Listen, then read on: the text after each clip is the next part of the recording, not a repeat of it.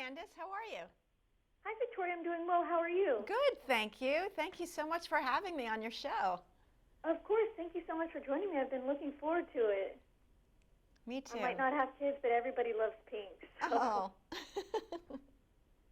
The Pinkalicious series has sold over 17 million copies and is beloved by people around the world. How did you come up with the idea of the ever-popular Pinkalicious series, and what makes it so special? Well, it started with my daughter who was 3 years old and loved the color pink. And she wore pink every day, and she had a Oh, pink princess outfit with fairy wings and tiara.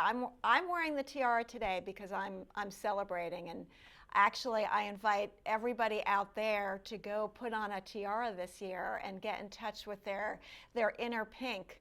And my daughter also had a magic wand, and she wore this outfit every day, and she loved pink cupcakes. And it was April Fool's Day, and I'm a bit of a practical joker. I wrote an email and I sent it to my friends and family saying that my daughter had turned pink from eating too many cupcakes and that she had pinkatitis. And a lot of my friends were like, oh, that's so funny. But one of my friends canceled a play date that we were going to have with our daughters and said, I don't want my daughter to get pinkatitis. I'm not coming over. And the next day I called her up and I said, that was actually just a practical joke. I made up that story. And she said, that would make a really good children's book. And I said, oh gosh, wouldn't that be fun? And so I illustrated it and worked on the story, and that was the first book in the series. And I've been having fun ever since. that's amazing. And what is your process for creating your stories and illustrations? Well, I first think, what would be the greatest thing that could happen? I think, what would a kid really love to have happen? And then I think, well, what would make a great story? So, and I put them together. I also look at my children, and they give me a lot of ideas. Like for Silverlicious, my daughter Leah came up to me and she said, Mommy, my tooth came out, and it's not just any tooth, it's my sweet tooth. Won't you get me something sweet to eat? And I said, oh, no, I have to write a story. Hold on. And then I wrote the story about how sweetness really comes from the inside.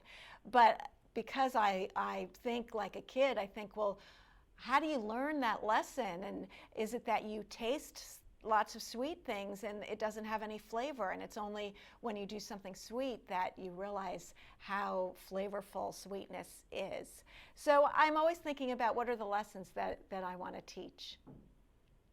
And how will you choose the next color for this series? I'm going to look at kids, and I go to book signings, and I go to libraries, and I go to schools, and often kids give me their ideas. They say, why don't you do, I don't want to say what it is, but they give me tons of different ideas, no, I'm not going to say anything. But if you're a kid and you're watching, you can, of course, write your ideas and send them into Pinkalicious. She has a Facebook page, and she responds to kids as well as adults. So if you have an idea that you want me to do, you can put it on the Facebook page. And while I'm at it, I just want to say I'm thinking of this year as a great big year-long party. So if you want to have your own story time or your own Pinkalicious party to celebrate, you can go to thinkpinkalicious.com, and you can download recipes for cupcakes and snacks and decorating ideas on how to have a really beautiful Pinkalicious party. There are also word games and coloring pages. And if you're a librarian or a teacher or even a parent, there are curriculum guides for how to incorporate Pinkalicious into the classroom. So I'm hoping that everybody puts on a tiara and gets a wand and makes a little magic happen this year.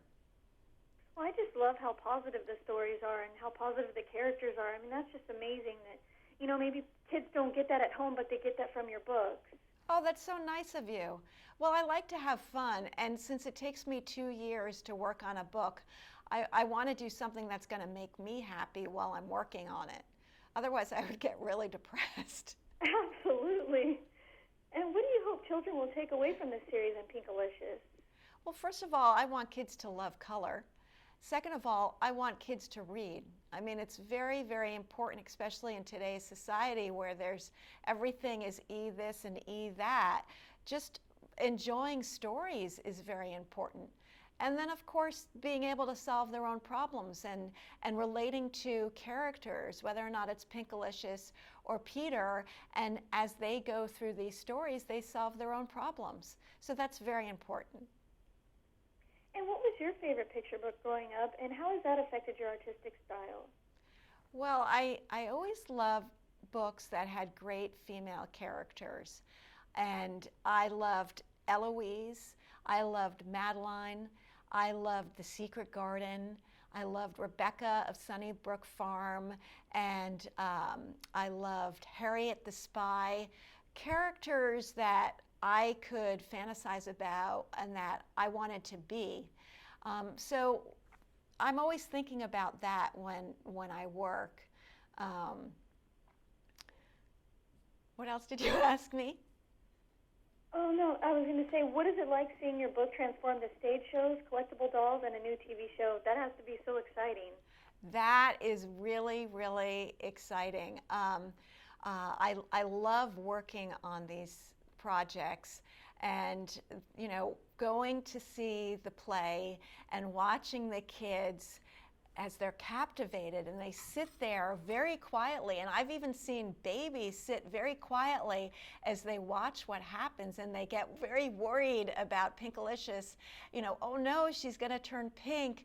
So that's a lot of fun. And then this, I'm hoping that this TV show, it's right in the beginning stages, but it's going to have all the creativity and imagination, magic and fun that anything Pinkalicious has. And of course, educational. I mean, it always has to be somewhat educational. Absolutely. And do you have any additional tips or information you'd like to share with us? Well, just go to thinkpinkalicious.com and go to the Pinkalicious Facebook page. I love to hear from everybody. Sign up for the newsletter, and that's where you're going to find out what's the latest thing that is happening. Well, thank you so much, Victoria. I appreciate it. It's a pleasure speaking with you today. Oh my gosh, thank you. It's really great to talk to you. Thank you so much for having me. And happy birthday. Oh, thank you. You too. Bye-bye. Bye.